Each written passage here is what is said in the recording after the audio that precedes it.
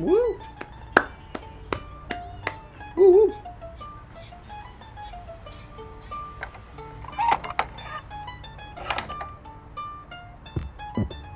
Right now. Jenkins, have you finished those intel reports for me?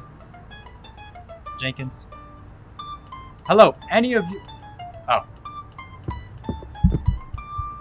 Excuse me, do you mind, could you stop... Excuse me!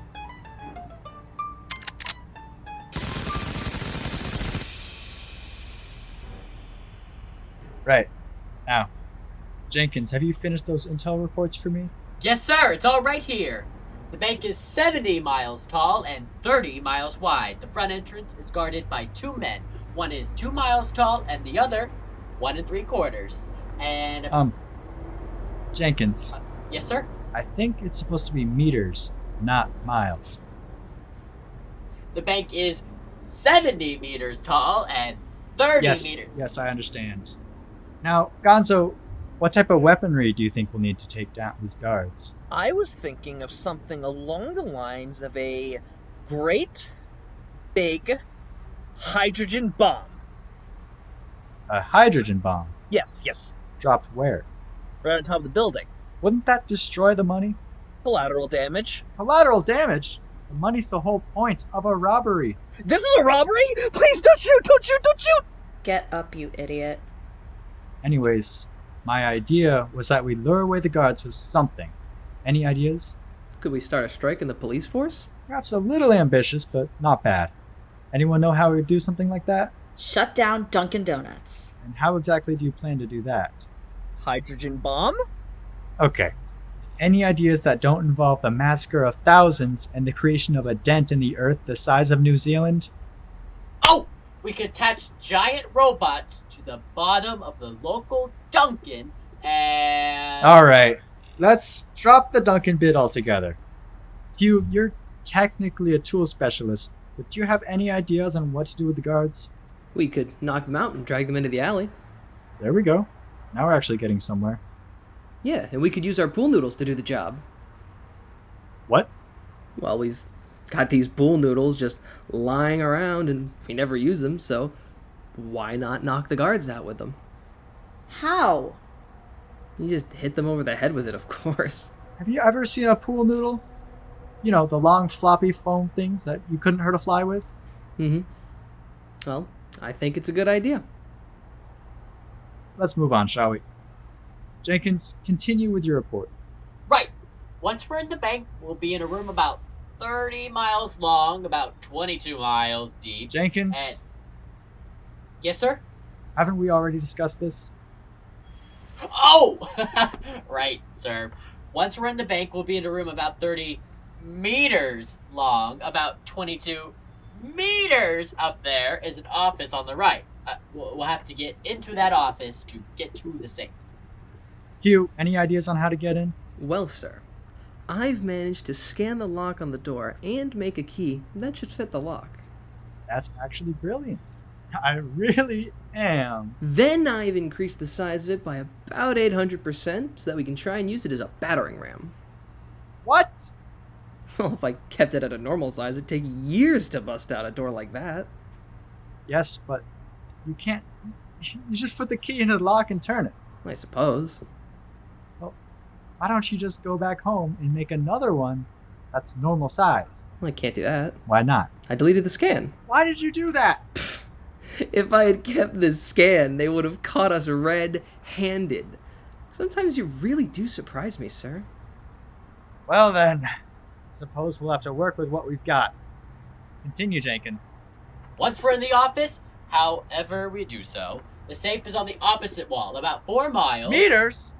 Meters away. I hesitate to say this, but are there any ideas on how we should open the safe?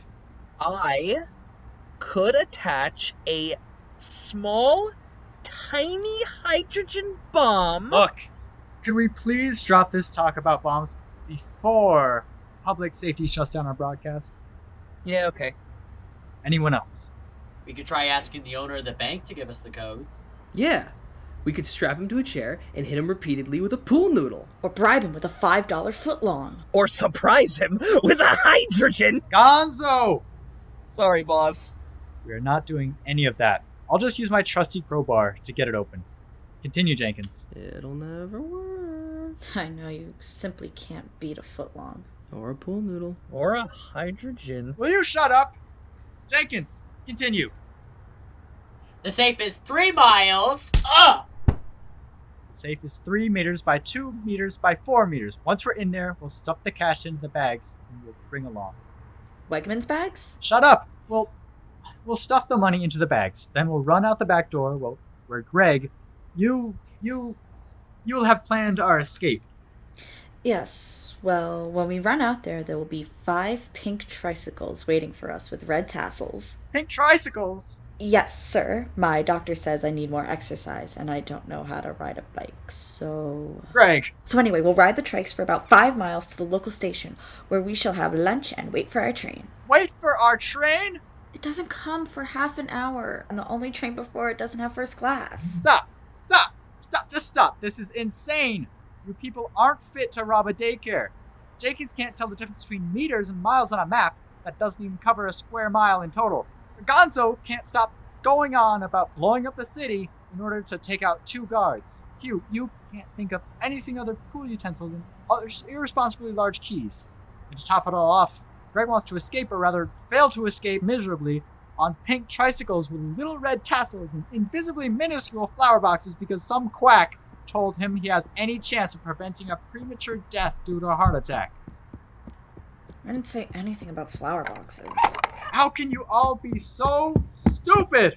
How, what is it now, you sweaty fool? I'm not sweaty. All right. I'm Detective Missile. Missile? Where? Bastards! I'll get you for that. Oh? I'm investigating a series of pool noodle murders that have been taking place throughout the city. Would any of you happen to know anything about them? You'll never take me alive, copper.